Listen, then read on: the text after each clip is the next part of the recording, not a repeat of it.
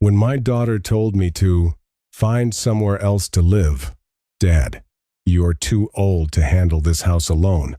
I packed my bags like the obedient father I'd always been.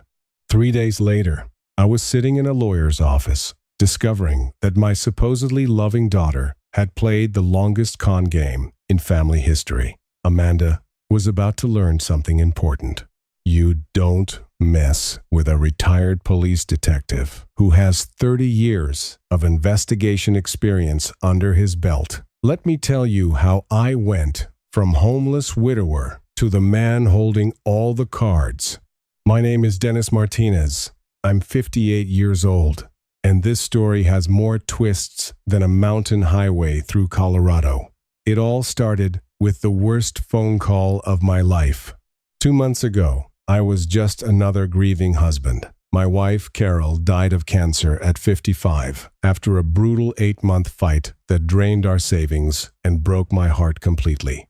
We'd been married 32 years, and losing her felt like losing half my soul. I thought my world was ending when the funeral director handed me her ashes in that cold ceramic urn. What I didn't know was that my real nightmare was just beginning. The funeral hadn't even been over for a week when Amanda started circling like a predator sensing weakness. Amanda swooped in during my grief like a lawyer in designer clothes, cooing about how difficult this must be for me. Her voice dripped with fake concern that should have triggered my cop instincts. Dad, you can't possibly manage this big house alone, she'd said, gesturing around our modest 3-bedroom ranch home. The yard work, the maintenance, all those memories, it's really not healthy for you. I should have seen the calculation behind her concern. Amanda had always been Carol's favorite, our little princess who could do absolutely no wrong in her mother's eyes. The golden child who never disappointed. When she married Tyler Brooks, that slick investment advisor with his fancy suits and expensive watch, Carol was so proud.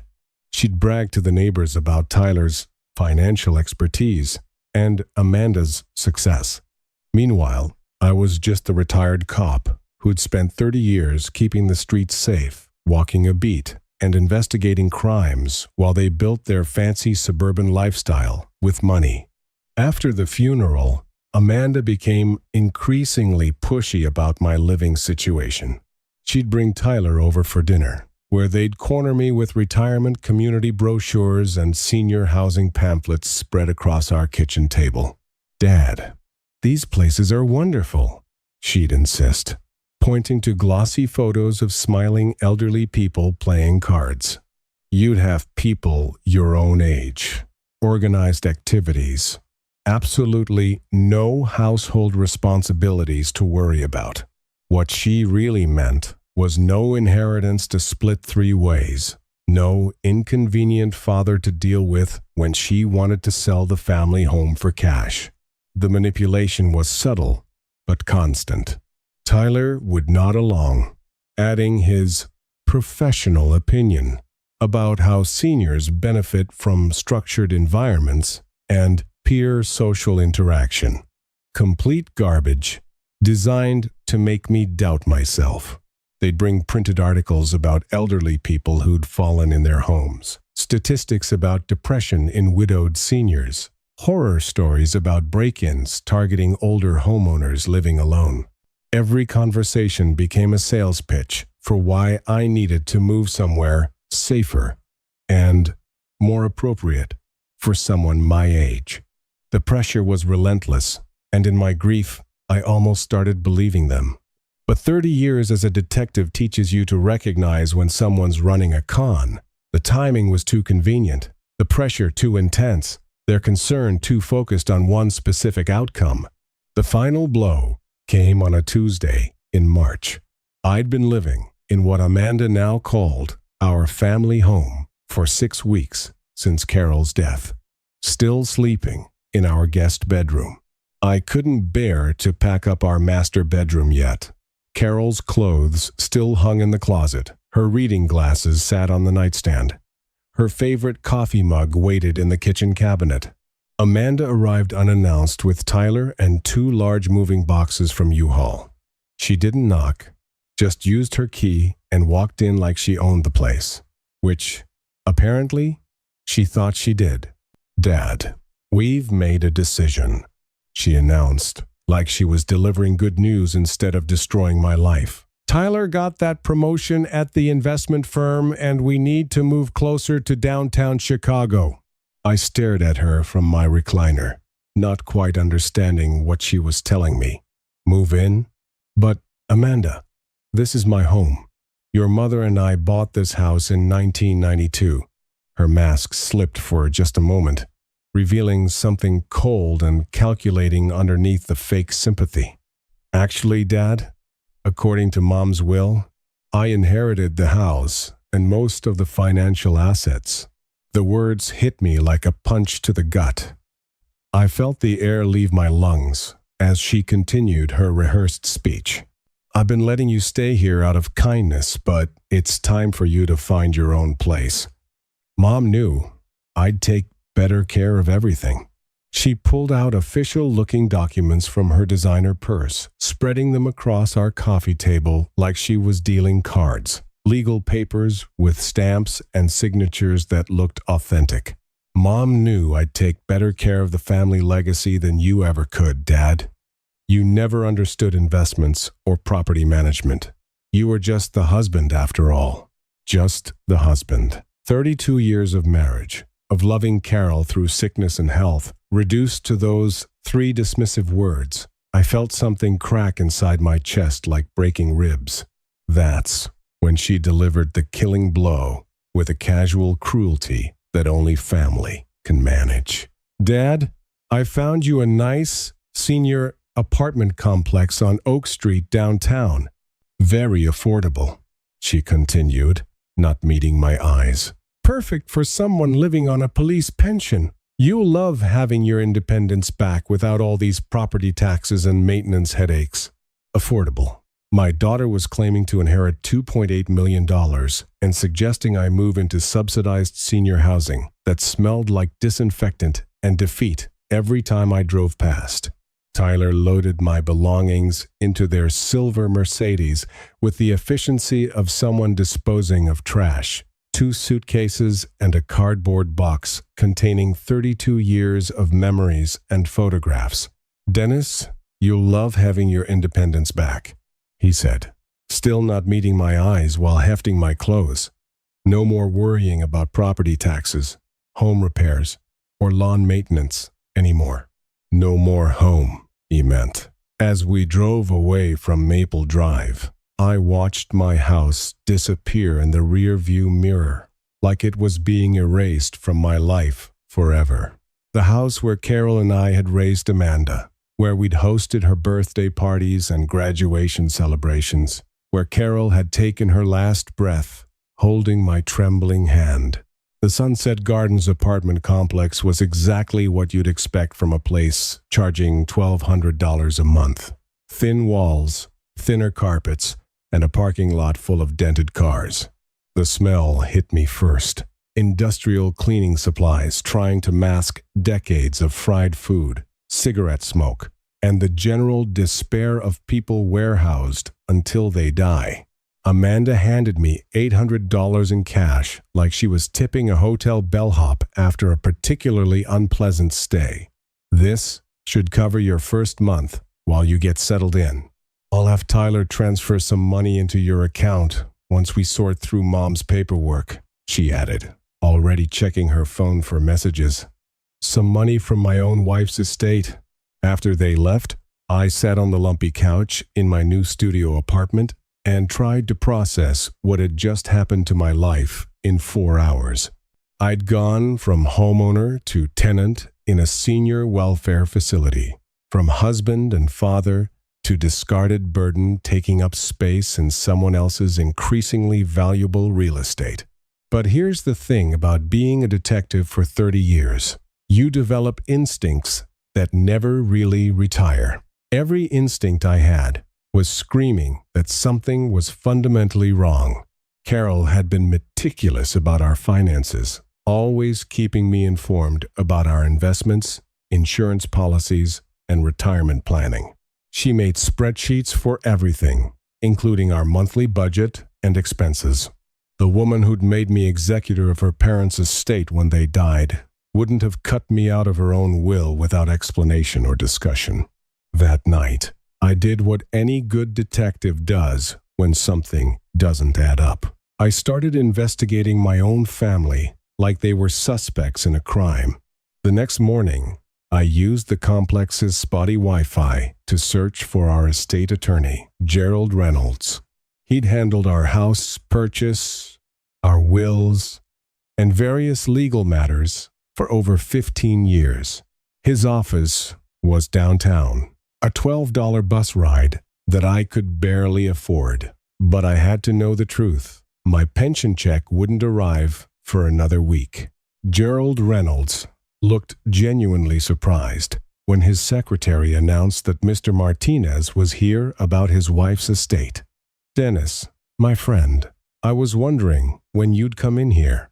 I tried calling your house several times over the past month, but Amanda said you were in Florida visiting your sister."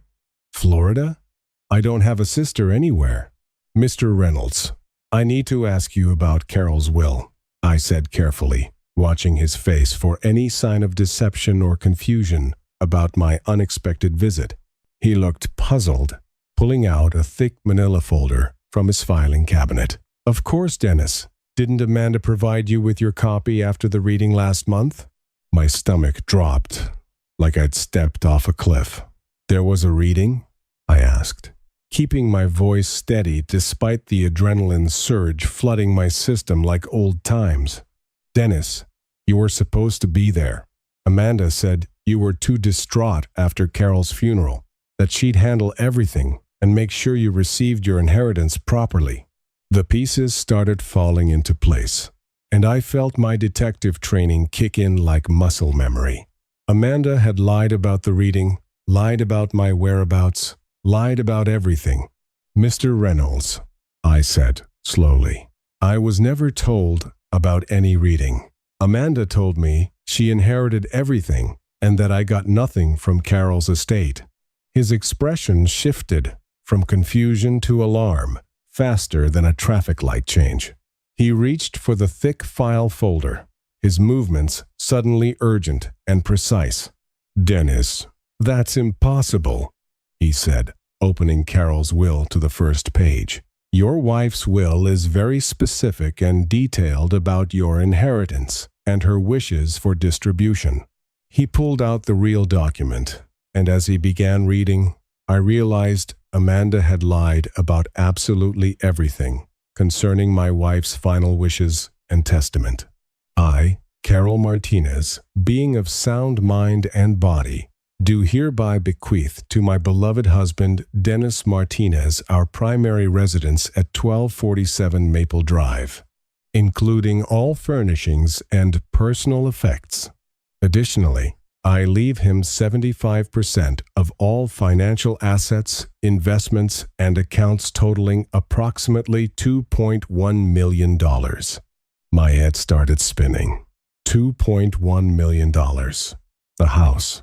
75% of everything we'd built together over 3 decades of marriage, saving and planning for retirement. Gerald continued reading, his voice growing more serious with each word. "To my daughter, Amanda Martinez Brooks, I leave $700,000 to be held in trust, contingent upon her treatment of her father following my death, contingent upon her treatment of me." Carol had known. Somehow, she'd known exactly what Amanda would try to do. "Mr. Reynolds," I whispered, my voice barely audible in his quiet office. "Amanda told me I inherited nothing. She moved into my house. She stuck me in senior housing."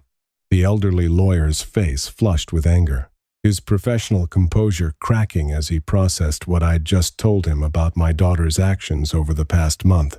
"Dennis, what Amanda has done is elder abuse and fraud. She's committed multiple felonies under both state and federal law. This is a serious criminal matter." matter. But she had legal documents. She showed me papers with official stamps and signatures. I pulled out the folded documents Amanda had shown me from my jacket pocket. Forged, most likely, Gerald said, examining the papers with a magnifying glass from his desk drawer. Your wife updated her will 8 months before her death. He continued explaining, while studying the fake documents. She was specifically concerned about Amanda's attitude toward money and her growing sense of entitlement since marrying Tyler. The room was spinning as I processed this information. All those times Amanda had dismissed my opinions, talked over me during family dinners, rolled her eyes during conversations. Carol had been watching, evaluating, making decisions about how to protect me from our own daughter's greed. She'd seen something in Amanda that I'd missed completely. There's more, Dennis, Gerald said, setting down his magnifying glass. The trust provision specifically states that if Amanda fails to treat you with respect and dignity, everything reverts. I stared at him, trying to understand the full implications. You're saying Amanda just cost herself $700,000 by throwing me out of my house? I'm saying your daughter's inheritance is now yours as well. You're not inheriting $2.1 million, Dennis. You're inheriting $2.8 million plus the house and everything else. The irony was so perfect, it almost made me laugh despite the pain. Amanda had been so eager to steal my inheritance that she'd triggered Carol's protective clause. What do I do now? I asked, feeling overwhelmed by the magnitude of Amanda's deception and the legal complexities ahead of us in court. Gerald smiled for the first time since I'd arrived. Now we call the police about the fraud, and then we call Amanda and inform her about her mistake. Here's where my 30 years as a detective really paid off in ways I never expected. Instead of rushing into confrontation, I developed a comprehensive strategy. Working with Gerald and Detective Brian Walsh from my old precinct, we built a case that would stick in court and survive any appeals Amanda's lawyers might file. First, we documented everything systematically. The forged will Amanda had shown me, the real will from Gerald's files, bank records showing her unauthorized spending from restricted accounts. Brian ran the forged documents through the forensics lab and confirmed they were sophisticated fakes created by someone with access to professional equipment and legal knowledge. Then I did what any good detective does when working an undercover operation. I went undercover in my own family to gather additional evidence. I called Amanda and played the confused old man perfectly. Honey, I'm having some trouble with the bank. They're saying there's some kind of issue with Mom's accounts. Don't worry about it, Dad, she said dismissively, not even bothering to hide her irritation. Tyler's handling all the financial stuff. You just focus on settling into your place. That entire conversation was recorded legally under our state's one-party consent laws. Amanda had no idea she was confessing to financial crimes over the phone. Over the next 2 weeks, I gathered evidence like I was working the biggest case of my career. Every conversation, every document, every suspicious transaction was cataloged. I installed a small recording device in my apartment and invited Amanda and Tyler over for what I called a family dinner to discuss my situation. They came, probably out of guilt or to maintain appearances, and spent 2 hours talking about their plans for Amanda's inheritance, while I served leftover takeout. Tyler even bragged about the document specialist he knew who could create any paperwork you needed for estate planning or financial restructuring. That conversation was also recorded completely. The FBI got involved when Detective Walsh discovered that Tyler's document specialist was already under federal investigation for creating fraudulent investment documents and securities violations. This wasn't Amanda's first attempt at financial fraud. It was part of a larger white-collar crime operation that Tyler had been running through his investment firm. Agent Rachel Cooper took over the case, and together we planned what she called a textbook sting operation to catch them in the act of conspiracy. I invited Amanda and Tyler to my cramped apartment for what they thought was a surrender meeting where I'd sign over any remaining claims to Carol's estate. They arrived with briefcases full of settlement papers and immunity agreements, thinking they held all the cards and that I was too old to fight back effectively. "Dad, I'm so glad you're being reasonable about this whole situation," Amanda said, kissing my cheek like nothing had happened between us over the past month. "We've structured this very favorably for you, Dad. You keep the apartment, we'll give you $3,000 monthly for living expenses, and everyone stays happy." Tyler opened his briefcase with the confidence of someone who'd done this before, spreading documents across my tiny kitchen table like he was conducting legitimate business. "Dennis, this arrangement protects everyone's interests," he continued, pointing to settlement papers. "You get financial security, and we avoid any unnecessary legal complications or family drama. $3,000 a month from my own wife's $2.8 million estate." The audacity was breathtaking, but I kept my expression neutral and cooperative. "That seems generous," I said, letting them think they'd won completely. "But I have one question. When exactly did you two decide to forge Mom's will?" The color drained from both their faces instantly. Amanda's carefully applied makeup couldn't hide the sudden pallor, and Tyler's hand froze halfway to his briefcase. "Dad, I don't know what you think you discovered, but," Amanda started, her voice cracking slightly as she tried to maintain control of the situation. "I think I know exactly what you did, sweetheart. The question is whether you want to confess now or wait for the FBI to explain it." That's when Agent Rachel Cooper and 3 other federal agents walked into my tiny apartment. The timing was perfect, coordinated down to the second through my hidden earpiece. "Amanda Martinez Brooks and Tyler Brooks, you're under arrest for conspiracy to commit wire fraud, elder abuse, and document forgery under federal statutes," Agent Cooper announced clearly. The briefcase Tyler had been so proud of was immediately confiscated as evidence. His expensive pen, the settlement papers, even his cell phone disappeared into evidence bags. As the agents handcuffed them, Amanda turned to me with an expression of complete betrayal. "Dad, how could you do this to your own family? The same way you could forge legal documents and steal everything your mother left me," I replied. "Except my way is legal and protects other families." "You don't understand what you've done, Dennis," Tyler said as they led him toward the door. "There are people who won't appreciate this kind of attention." Agent Cooper paused in reading them their rights. "Mr. Brooks, are you threatening a federal witness? Because that's another felony charge we can add to your list." "I'm warning him about the reality of his situation," Tyler said. But his bravado was cracking as the handcuffs clicked into place around his wrists. "The reality," Agent Cooper said, "is that you just added witness intimidation to your federal charges. Congratulations on making this case even easier to prosecute successfully." 6 months later, I'm sitting in the kitchen of my house, making coffee and reading the newspaper on a Tuesday morning.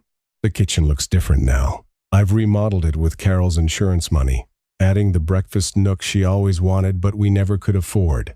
Amanda and Tyler each got 18-month federal sentences. The judge wasn't impressed with their financial sophistication when it came to exploiting elderly family members for personal gain.